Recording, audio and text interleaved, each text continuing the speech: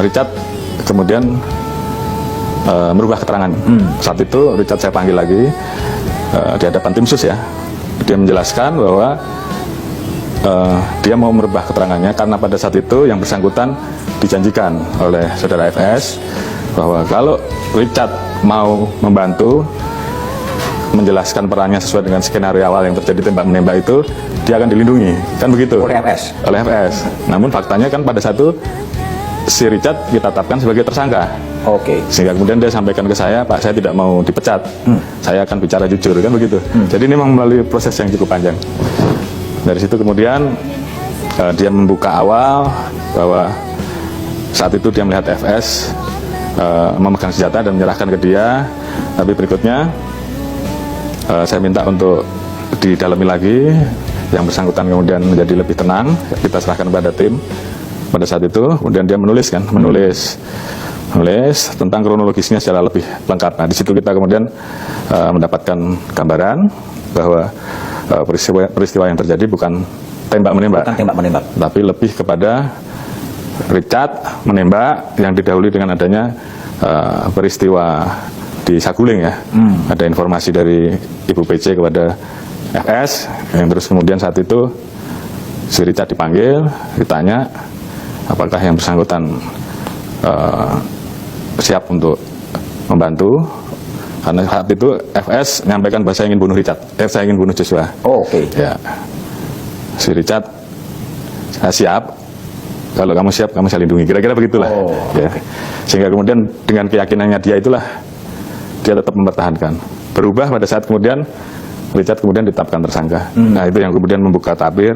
Yang lain kemudian mulai merubah keterangannya dan akhirnya kasus ini bisa terungkap. Ini juga tidak mudah karena memang di awal ada CCTV yang kita butuhkan. CCTV di tempat satpam. Yang waktu itu juga kemudian hilang. Ya. Akhirnya pada saat saya memimpin rapat pada saat itu dengan tim sus, saya interogasi dari Polres Jakarta Selatan, kemudian dari Propam. Di saat itu muncul pengakuan bahwa yang mengambil CCTV itu adalah saudara I, gitu kan, atas perintah dari saudara H dan saudara A. Dari situ mulai terbongkar. Hingga waktu itu kita minta untuk didalami. Jadi memang ini memasang atau menyambungkan pasal-pasalnya ini memang butuh waktu. Ya.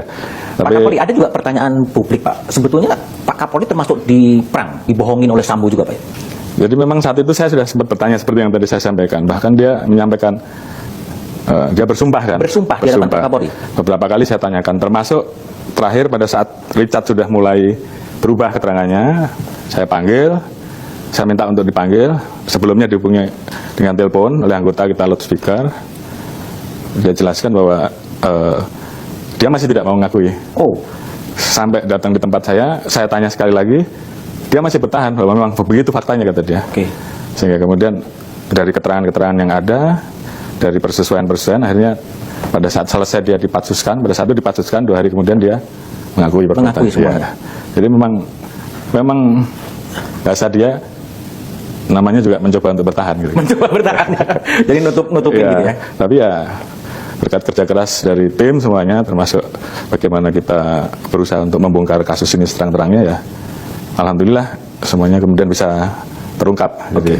Jadi kalau polisi Pak Kapolri sekarang, siapapun yang terlibat dalam kasus Sambo maupun obstruction of justice atau apapun itu akan dibersihkan semua atau gimana? Ya, yang pasti kasus ini kan betul-betul membuat marwah Polri jadi jatuh.